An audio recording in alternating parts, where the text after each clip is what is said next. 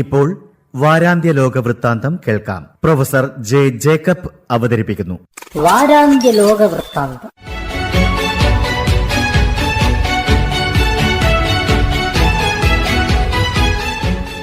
എല്ലാ മാന്യ ശ്രോതാക്കൾക്കും ലോകവൃത്താന്തത്തിലേക്ക് സ്വാഗതം. പ്രധാനമന്ത്രി, പ്രതിപക്ഷ നേതാവ്, സുപ്രീം കോടതിയിലെ ചീഫ് ജസ്റ്റിസ് തുടങ്ങിയവരടങ്ങുന്ന ഒരു സമിതിയായിരിക്കണം തിരഞ്ഞെടുപ്പ് കമ്മീഷനിലെ അംഗങ്ങളെ തിരഞ്ഞെടുക്കുന്നത് എന്ന് നിർദ്ദേശിച്ചത് സുപ്രീം കോടതിയാണ്. പാർലമെന്റ് ഇതേ സംബന്ധിച്ചുള്ള നിയമം നിർമ്മിക്കുന്നതുവരെ ഈ രീതി തുടരണം എന്നും നിർദ്ദേശമുണ്ടായിരുന്നു. എന്നാൽ പുതുതായി നിർമ്മിച്ച നിയമമനുസരിച്ച് പാനലിൽ നിന്നും ചീഫ് ജസ്റ്റിസിനെ ഒഴിവാക്കുകയും പകരം പ്രധാനമന്ത്രി നാമനിർദ്ദേശം ചെയ്യുന്ന ഒരു ക്യാബിനറ്റ് മന്ത്രിയെ ഉൾപ്പെടുത്താനുമാണ് തീരുമാനിച്ചത്. ഇത് സുപ്രീം കോടതിയുടെ നിർദ്ദേശത്തിന് വിരുദ്ധമാണെന്നു കാണിച്ചു നൽകിയ ഹർജിയുടെ വാദത്തിനിടയിൽ ന്യായാധിപന്മാർ ഉയർത്തിയ ചോദ്യം വളരെ ഗൗരവമുള്ളതാണ്. എന്തിനാണ് ഒരു മന്ത്രിയെ ഈ പാനലിൽ അംഗമാക്കുന്നത്? സ്വതന്ത്രമായി കാര്യങ്ങൾ ചെയ്താൽ മാത്രം പോരാ, അത് അങ്ങനെയാണെന്ന് സമൂഹത്തിന് തോന്നുകയും വേണം. ഒരു മന്ത്രി പ്രധാനമന്ത്രിയെ എതിർക്കാനുള്ള സാധ്യത കുറവാണ്. അതുകൊണ്ട് മൂന്നാമത്തെ അംഗം നിഷ്പക്ഷമതിയായിരിക്കണം എന്ന് കോടതി ആവശ്യപ്പെട്ടു. 2 ദിവസത്തെ ചൈന സന്ദർശനം പൂർത്തിയാക്കി അമേരിക്കൻ പ്രസിഡന്റ് ഡൊണാൾഡ് ട്രംപ് നാട്ടിൽ മടങ്ങിയെത്തി. വളരെ ഊഷ്മളമായ സ്വീകരണമാണ് ഈ വിശിഷ്ടാതിഥിക്ക് ചൈന നൽകിയത്. എന്നാൽ കാര്യമായ നേട്ടങ്ങൾ ഉണ്ടാക്കാൻ ഈ സന്ദർശനത്തിന് കഴിഞ്ഞില്ല എന്നാണ് റിപ്പോർട്ടുകൾ സൂചിപ്പിക്കുന്നത്. വ്യാപാര കരാർ പൂർത്തിയാക്കുക എന്നതായിരുന്നു ഈ യാത്രയുടെ പ്രധാന ലക്ഷ്യം. ഇറാനുമായുള്ള യുദ്ധം അവസാനിപ്പിക്കാൻ ചൈനയുടെ സഹായം അഭ്യർത്ഥിച്ചു എങ്കിലും ഇറാനോടുള്ള നിലപാടിൽ മാറ്റം വരുത്താൻ ചൈന തയ്യാറായിട്ടില്ല. ചൈനയുടെ എതിർപ്പ് പരിഗണിച്ച് അമേരിക്കയുമായുള്ള ആയുധ കച്ചവടം അവസാനിപ്പിക്കില്ല എന്ന് തായ്വാൻ പ്രസിഡന്റ് വ്യക്തമാക്കി. ഇറാനുമായി ശത്രുതയില്ലാത്ത എല്ലാ രാജ്യങ്ങളുടെയും കപ്പലുകളെ ഹോർമൂസ് കടലിടുക്കിലൂടെ കടത്തിവിടുമെന്ന് ഇറാനും വ്യക്തമാക്കി. ഇറാനും ഒമാനുമാണ് ഈ കടലിടുക്കുമായി നേരിട്ട് ബന്ധപ്പെടുന്ന 2 രാജ്യങ്ങൾ. ഈ കടലിടുക്കിനുമേലുള്ള ഈ 2 രാജ്യങ്ങളുടെയും അവകാശവാദങ്ങൾ ലോകം പണ്ടേ അംഗീകരിച്ചിരുന്നതാണ്. ഇത് അംഗീകരിക്കുവാൻ ട്രംപ് തയ്യാറാകുന്നില്ല എന്നതാണ് അടിസ്ഥാന പ്രശ്നം. പ്രസിഡന്റിന്റെ ചൈന സന്ദർശനം കഴിഞ്ഞാൽ ഇറാനെതിരെ അമേരിക്കയുടെ സൈനിക നടപടി ഉണ്ടാകുമെന്ന സൂചന യാത്ര ആരംഭിക്കുന്നതിന് മുമ്പ് തന്നെ ട്രംപിനോടടുത്ത വൃത്തങ്ങൾ നൽകിയിരുന്നു. എന്നാൽ യുദ്ധം അവസാനിപ്പിക്കാനുള്ള ചർച്ചകൾ തുടരും എന്ന സൂചനയാണ് ഇപ്പോൾ ലഭിക്കുന്നത്. ഹോർമൂസ് കടലിടുക്കിലെ പ്രതിരോധം അവസാനിപ്പിക്കാൻ അമേരിക്കയും ഇറാനും തീരുമാനിച്ചിട്ടുണ്ട്. ഇറാനിൽ നിന്നും എണ്ണ വാങ്ങുന്ന വിദേശ രാജ്യങ്ങളുടെ മേൽ ഏർപ്പെടുത്തിയിരിക്കുന്ന ഉപരോധം പിൻവലിക്കാമെന്ന് അമേരിക്ക സമ്മതിച്ചതായി ഇറാന്റെ ഔദ്യോഗിക പത്രക്കുറിപ്പിൽ പറയുന്നു. ഇറാനിൽ നിന്ന് എണ്ണ ഇറക്കുമതി ചെയ്യാൻ ഇന്ത്യക്ക് അമേരിക്ക നൽകിയ അനുമതി ഈ മാസം 16 അവസാനിച്ചു എങ്കിലും ഇറക്കുമതി തുടരാൻ ഇന്ത്യ തീരുമാനിച്ചു. ഹോർമൂസ് കടലിടുക്കിലൂടെയുള്ള ഗതാഗതവും ഇറാന്റെ എണ്ണ വ്യാപാരവും അധികം താമസിയാതെ പുനഃസ്ഥാപിക്കപ്പെടും. ഇത് രണ്ടും ചൈന അടക്കമുള്ള രാജ്യങ്ങൾ ഉന്നയിക്കുന്ന പ്രധാനപ്പെട്ട ആവശ്യങ്ങളാണ്. കഴിഞ്ഞ ആഴ്ചയിൽ അമേരിക്കൻ രഹസ്യാന്വേഷണ ഏജൻസിയുടെ തലവൻ ക്യൂബ സന്ദർശിച്ചു. പ്രസിഡന്റ് ഡൊണാൾഡ് ട്രംപിന്റെ സന്ദേശം നേരിട്ട് കൈമാറുന്നതിനു വേണ്ടിയായിരുന്നു തികച്ചും അപ്രതീക്ഷിതമായ ഈ സന്ദർശനം. കമ്മ്യൂണിസ്റ്റ് ഭരണം അവസാനിപ്പിക്കണം, ഇതിനു സമ്മതിച്ചാൽ ക്യൂബയെ സാമ്പത്തികമായി അമേരിക്ക സഹായിക്കും. സമ്മതിച്ചില്ലെങ്കിൽ സൈനിക നടപടി ഉണ്ടാകും. നേരത്തെ തന്നെ ട്രംപ് ഇത്തരം ഭീഷണി മുഴക്കിയിട്ടുണ്ട്. എന്നാൽ ക്യൂബയ്ക്കു സമീപം ക്വാണ്ടനാമോയിലുള്ള അമേരിക്കയുടെ സൈനിക താവളം ആക്രമിക്കാൻ ക്യൂബ തയ്യാറെടുക്കുന്നു എന്നാണ് റിപ്പോർട്ടുകൾ സൂചിപ്പിക്കുന്നത്. റഷ്യയും ഇറാനും നൽകിയ ഏകദേശം 300 ഡ്രോണുകൾ ക്യൂബയുടെ പക്കൽ ഉണ്ടെന്നാണ് അമേരിക്കയുടെ വിലയിരുത്തൽ.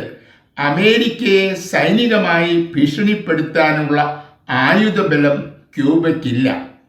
പടിഞ്ഞാറൻ ഏഷ്യയിലെ അമേരിക്കൻ താവളങ്ങളെ ഇറാൻ ആക്രമിച്ചതുപോലെ തങ്ങളുടെ നാട്ടിലുള്ള അമേരിക്കയുടെ സൈനിക താവളങ്ങളെ ആക്രമിക്കാൻ ക്യൂബയ്ക്കു കഴിയും.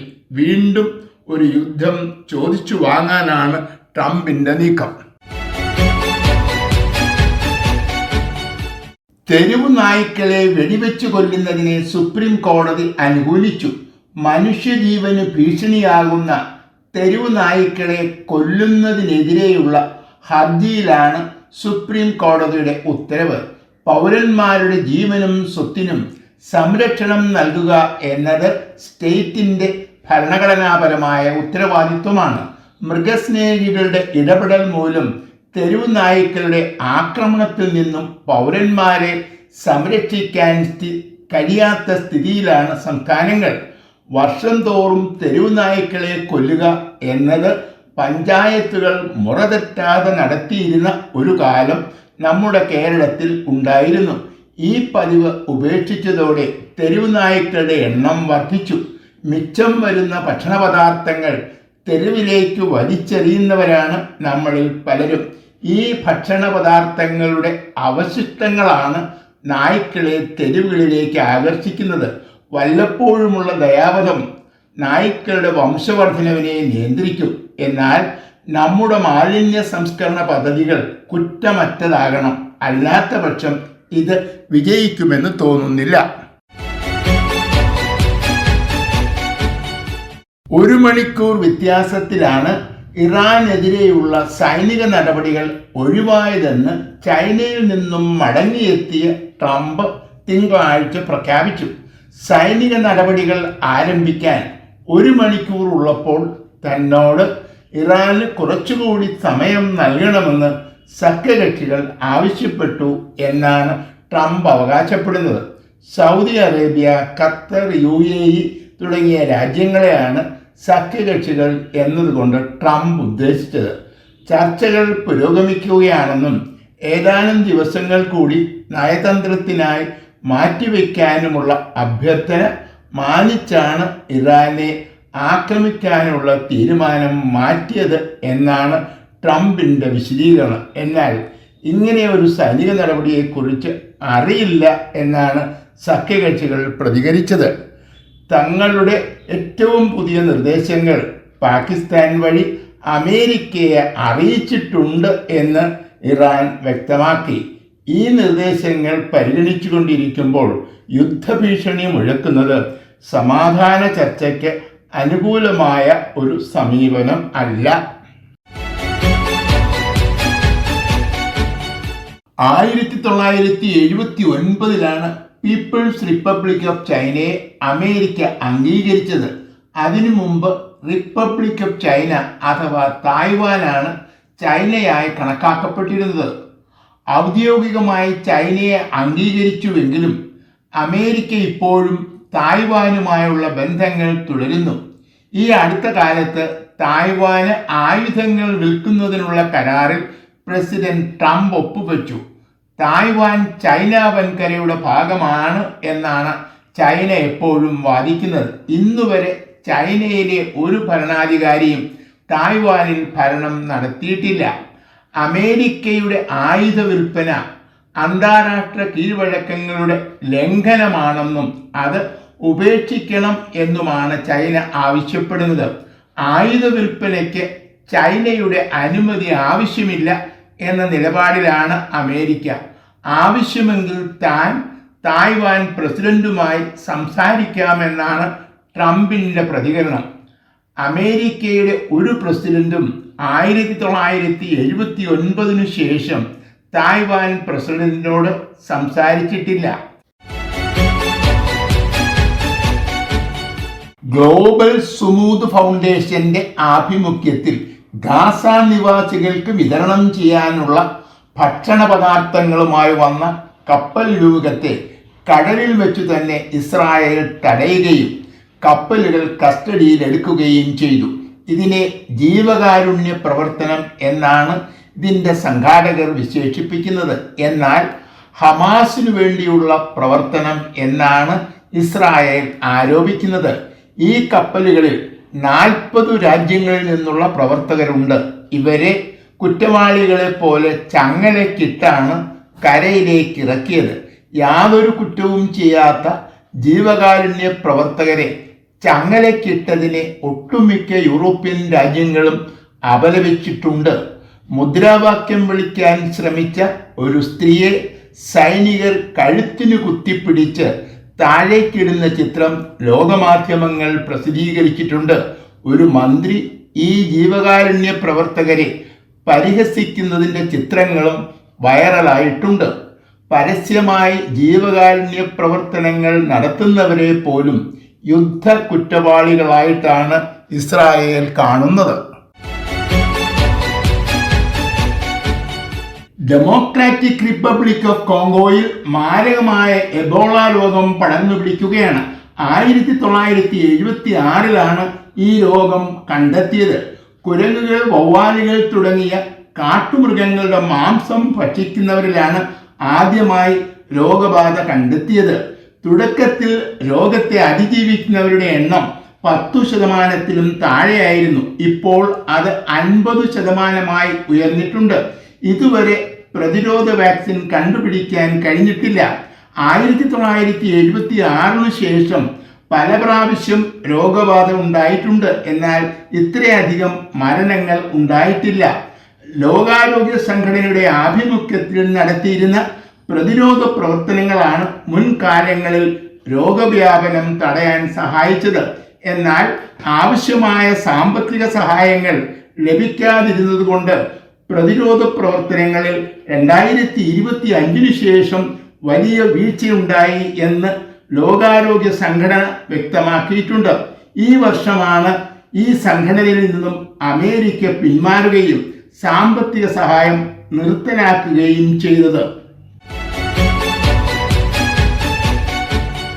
തെരുവു നായ്ക്കളെ വെടിവെച്ചു കൊല്ലുന്നതിനെ സുപ്രീം കോടതി അനുകൂലിച്ചു.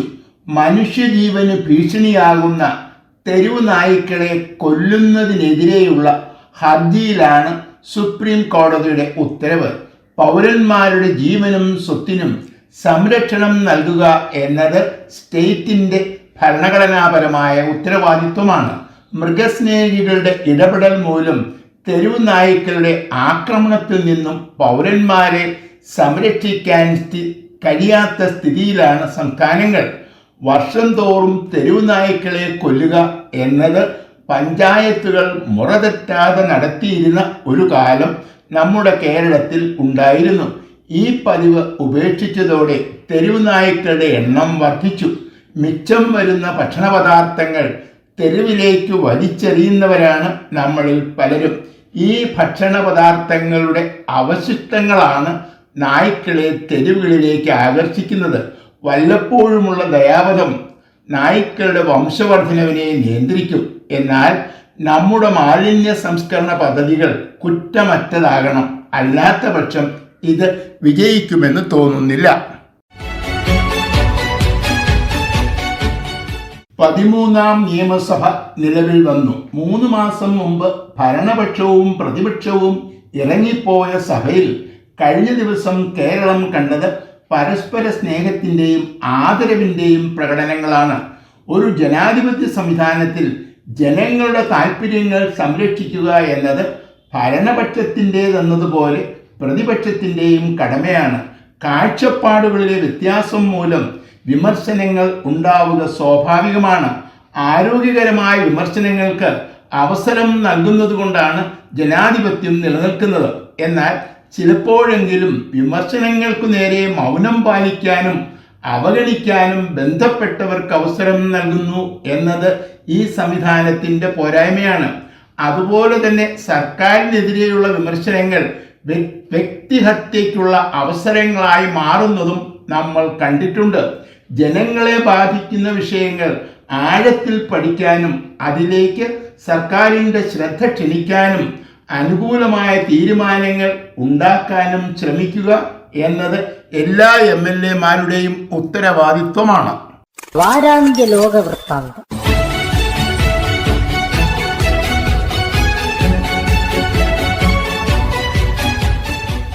തയ്യാറാക്കി അവതരിപ്പിച്ചത് പ്രൊഫസർ ജെ ജേക്കബ്.